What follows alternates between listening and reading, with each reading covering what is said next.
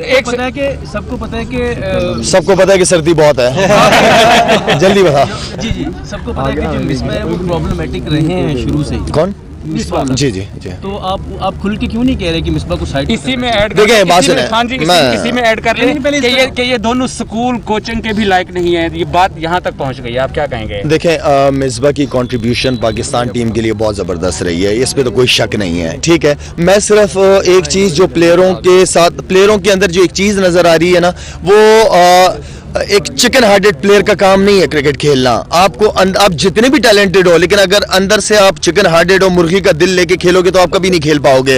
International cricket में होता है प्रेशर संभालने वाले, जो प्रेशर को अच्छी तरह संभाल सकते हैं, जो दलेर हो वही सर्वाइव करते हैं। तो मेरे ख्याल में थोड़ा सा लड़कों की अप्रोच चेंज करनी पड़ेगी, उन्हें थोड़ा दलेर बनाना पड़ेगा। यही टैलेंट है हमारे पास, यही लड़के, इन्हीं को कॉन्फिडेंस देना पड़ेगा। पहला सवाल यह है कि मोहम्मद आमिर और जो पीसीबी और जो मिसबा और वकार की नाराजगी चल रही है, तो उन्होंने भी प्रेस कॉन्फ्रेंस करके परफॉर्मेंस का कहा है, आमिर ने आज फिर उनको जवाब दिया है। सो आप क्या सजेस्ट करेंगे दोनों ग्रुपों को? मेरे ख्याल में कोई अच्छी रिवायत नहीं है, ये रिवायत पास्ट में भी रही है और क्रिकेट बोर्ड का रोल हमेशा एक वालिद की तरह होता है, प्लेयर्स उनके बच्चों की तरह होते हैं। तो मेरे ख्याल में अगर किसी भी प्लेयर के हवाले से कोई भी बोर्ड का फ्यूचर का प्लान हो, एटलीस्ट उस प्लेयर को बुला के उससे डिस्कस लाजमी करना चाहिए, ताकि वो प्लेयर मेंटली रेडी हो कि मैंने यार अगर अब परफॉर्म नहीं किया तो मैं बाहर हो जाऊंगा। और मेरे ख्याल में बेहतर ये है कि कोचेज इस हवाले से कोई बात ना करें। जो बेहतर है वो सिलेक्शन कमेटी की या तो चेयरमैन जो बोर्ड के हैं वो डिसीजन लें, और प्लेयर्स को कोई बड़ी बात नहीं है, छोटी बात है। मोहम्मद आमिर को बुला लेना चाहिए, उससे डिस्कस करके सारे प्लान बताने चाहिए थे, जबरदस्ती का इशू बना दिया। अब मसला हल हो सकता है, आप बिल्कुल हो सकता है, करना चाहिए। नहीं, शेख भाई के साथ भी, आपके साथ भी, जुनैद खान, जी बहुत सारे एग्जांपल बिल्कुल है। उनकी प्रॉब्लम क्यों होती है टीम के साथ? आज तो आमिर ने कहा कि वो टॉर्चर करते हैं टीम के अंदर प्लेयर्स। देखिए मेरा और विकी भाई के जो भी इश्यूज रहे, आप मीडिया वाले आप बेहतर जानते हैं, आप लोगों को बहुत सारी चीज़ें सामने नज़र आई हैं। मेरे ख्याल में कोचिंग का मतलब सिर्फ ये नहीं होता कि लड़के को बॉलिंग सिखाने की, बॉलिंग कैसे की जाती है। कोचिंग और बड़ी चीज़ होती है, लड़कों को मोटिवेट। देखिए अच्छे वक्त में तो हर कोई किसी के साथ होता है, कोच का भी कहता है कि इसको मैंने बड़ी मेहनत कराई है, बड़ी ट्रेनिंग कराई है, लेकिन जब वो परफॉर्म नहीं करता तो कोच अपना हाथ उठा लेता है। ये गलत रिवाज है, इस तरह नहीं होना चाहिए।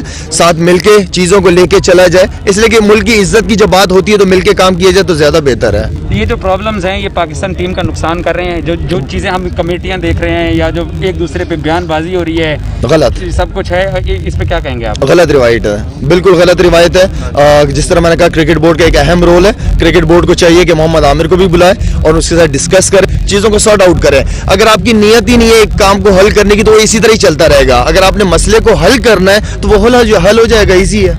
पाकिस्तान क्रिकेट में आपको कोई अहम जिम्मेदारी क्यों नहीं मिल सकी? खान साहब ने तो आपसे वादा भी किया था, आपने उनसे मुलाकात भी की थी और मैंने कभी इंटरेस्ट शो ही नहीं किया।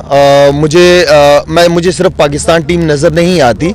मैं क्या समझता हूँ कि अब राहुल द्रविड़ की अगर मैं आप लोगों को मिसाल दूँ, एक बहुत बड़ा नाम, बहुत बड़ा प्लेयर, आज वो कोचिंग करता है 18 साल और 19 साल के बच्चों की, जहाँ से क्रिकेटर्स ने बनना है, जहाँ हमें पता चलेगा कि क्रिकेटर्स वो वाकई क्रिकेट खेलना चाहता है कि नहीं खेलना चाहता।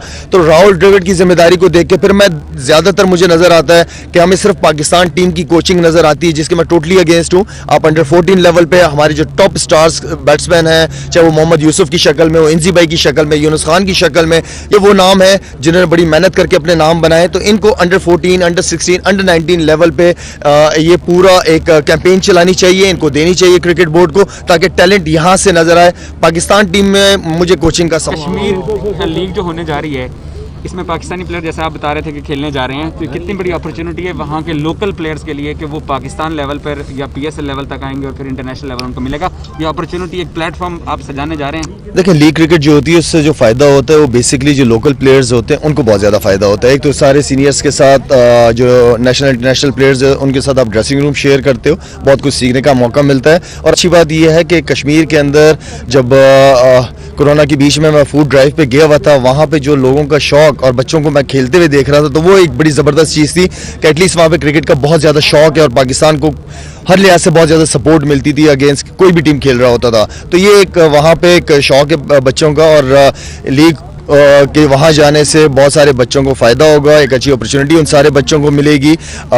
और सिर्फ लीग क्रिकेट नहीं, जितने भी फ्रेंचाइजीज़ हैं इनके ऊपर बड़ी जिम्मेदारी बनती है कि अपने शहरों में एक आप क्रिकेट एकेडमी उनकी होनी चाहिए ताकि लोकल प्लेयर्स को उस एकेडमी से फ़ायदा हो। शायद भाई ये बताइएगा, इस तकरीब में जिस तरह सिंगर्स यहाँ फनकार आए हैं, इसी तरह क्रिकेटर्स का भी आना बनता था, क्योंकि ये कश्मीर खास के लिए भी बिल्कुल सही कह रहे हैं आप। नहीं समझते कि यहाँ पे क्रिकेटर्स भी आते हैं ताकि जो इस कश्मीर का जो इशू है और दूसरा जो लीग है इसको कामयाब बनाने में अहम किरदार अदा कर सकते। वेल, ये लीग हम सब की है, चाहे वो मीडिया हो, प्लेयर्स हो, हम सब की ये लीग है और इसको हर तरीके से सपोर्ट करना चाहिए। जिस तरह का सपोर्ट मैं मीडिया का देख रहा हूँ, ये आउटस्टैंडिंग सपोर्ट बड़ा ज़बरदस्त नज़र आ रहा है। प्लेयर्स भी मे भी आएंगे, खेलेंगे, ये भी एक उनका कंट्रीब्यूशन है कि वो आगे सब पूरी लीग खेलेंगे। जितनी भी फ्रेंचाइज इनके जितने भी आइकॉन्स हैं वो सारे टॉप प्लेयर्स हैं, चाहे वो मोहम्मद हफीज़ होंगे, शोएब मलिक होंगे या और प्लेयर्स होंगे। हाँ, तो ये वो प्लेयर्स हैं जिनके बाद ड्राफ्टिंग होगी एंड देन फिर और स्टार प्लेयर्स आएंगे। इसमें कोशिश हो रही है कि विविन रिचर्ड को, ब्रायन लारा को, उनको लेके आया जा सके ताकि एक ज़बरदस्त मैसेज दुनिया में जा सके क्रिकेट के हवाले से और कश्मीर के हवाले से। आमिर के आखिरी सवाल, क्या कोरोना ही न्यूजीलैंड में शिकस्त की सबब बना? शुक्र है इस बार फिटनेस पे नहीं डाला उन्होंने। वो हमेशा फिटनेस पे डालते हैं। क्या तबसरा है आप ओपन? देखिए, थोड़ा सा चीज़ों को हमें डिटेल में अगर बताऊं, इतना टाइम आपके पास नहीं होगा, खैर मैं क्या बताऊं, लेकिन चीज़ों को ये कि आप 2-2, 3-3 T20 की परफॉर्मेंस के ऊपर आप एक प्लेयर को टेस्ट मैच भी खिलाते हो, आप उसको वनडे भी खिलाते हो, T20 भी खिलाते हो। सिर्फ 3 मैचों की परफॉर्मेंस के ऊपर आप लड़के को ले आते हो और कहते हो हम नया टैलेंट ले आए, नया टैलेंट ले आए। नया टैलेंट अभी कुछ दिनों बाद नजर भी नहीं आएगा, अभी जो मैं टीम के अंदर देख रहा हूं। तो मेरे ख्याल में पहले आप शोएब मलिक की जगह ऐसा प्लेयर लेके आए, मोहम्मद हफीज़ की जगह, अगर आपके पास वाकई इतना ज़बरदस्त प्लेयर है जो मोहम्मद हफीज़ की जगह को फिल करे, वहाब रियाज को आप वापस लेके आए, वहाब रियाज नजर नहीं आ रहा। तो मेरा मतलब है कि आप इन प्लेयरों की जगह पहले प्लेयरों को खड़ा तो करें, उसके बाद फिर आप इन लोगों को बिठाएं तो समझ आती है। अब मैं समझता हूँ कि शोएब मलिक आपकी बैकबोन है, वर्ल्ड कप आने वाला, शोएब मलिक को टीम में होना चाहिए था। लेकिन सुनने में आ रहा है कि कल शान भी ड्रॉप हो रहा है, हारिस भी ड्रॉप हो रहा है, अब्बास भी ड्रॉप हो रहा है, सुहेल खान और सरफराज बगैर खेले ड्रॉप हो रहे हैं। ये जो रिवायात हैं ये दुरुस्त हैं? सुहेल खान का मुझे समझ नहीं आया। इन्होंने पहले कहा था सिलेक्शन कमेटी ने कि हम इसलिए लेके जा रहे हैं कि उसकी बड़ी अच्छी परफॉर्मेंसेस थी, वहां पे उसको खिलाया ही नहीं, बगैर खेले उसको आप ले आए।